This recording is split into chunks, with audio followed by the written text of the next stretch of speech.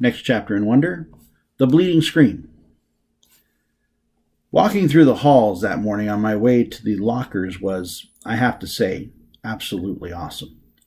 Everything was different now. I was different. Where I usually walked with my head down, trying to avoid being seen, today I walked with my head up, looking around. I wanted to be seen.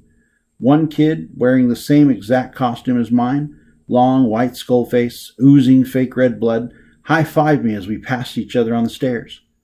I have no idea who he was, and he had no idea who I was. And I wondered for a second if he would have ever done that if he'd known it was me under the mask. I was starting to think that this was going to go down as one of the most awesome days in the history of my life, but then I got to homeroom. The first costume I saw, as I walked inside the door, was Darth Sidious. It had one of the rubber masks that are so realistic, with a big black hood over the head and a long black robe. I knew right away it was Julian, of course. He must have changed his costume at the last minute because he thought I was coming as Jango Fett. He was talking to two mummies who must have been Miles and Henry, and they were all kind of looking at the door like they were waiting for someone to come through it. I knew it wasn't a bleeding scream they were looking for. It was a Boba Fett. I was going to go and sit at my usual desk, but for some reason, I don't know why, I found myself walking over to a desk near them, and I could hear them talking. One of the mummies was saying, "It really does look like him, like this part especially," answered Julian's voice. He put his finger on the cheeks and eyes of his Darth Sidious mask. "Actually," said the mummy, "what he really looks like is one of those shrunken skulls. Have you ever seen those? He looks exactly like that." "I think he looks like an orc." "Oh, yeah."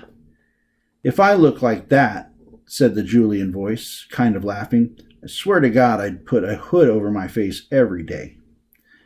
"I thought about this a lot," said the second mummy, sounding serious, "and I really think, if I look like him, seriously, I think that I'd kill myself." "You would not," answered Darth Sidious. "Yeah, for real," insisted the same mummy. "I can't imagine looking in the mirror every day and seeing myself like that. It would be too awful. And getting stared at all the time." "Then why do you hang out with him so much?" asked Darth Sidious. "I don't know," answered the mummy. "Tushman asked me to hang out with him at the beginning of the year, and he must have told all the teachers to put us next to each other in all of our classes or something." The mummy shrugged. I knew the shrug. Of course. I knew the voice. I knew I wanted to run out of the class right then and there. But I stood where I was and listened to Jack Will finish what he was saying. "I mean, the thing is, he always follows me around. What am I supposed to do?" "Just ditch him," said Julian.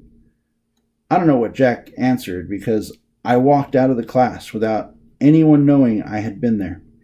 My face felt like it was on fire while I walked back down the stairs.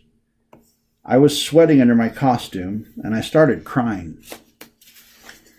I couldn't keep it from happening.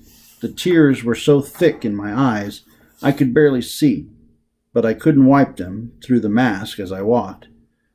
I was looking for a little tiny spot to disappear into.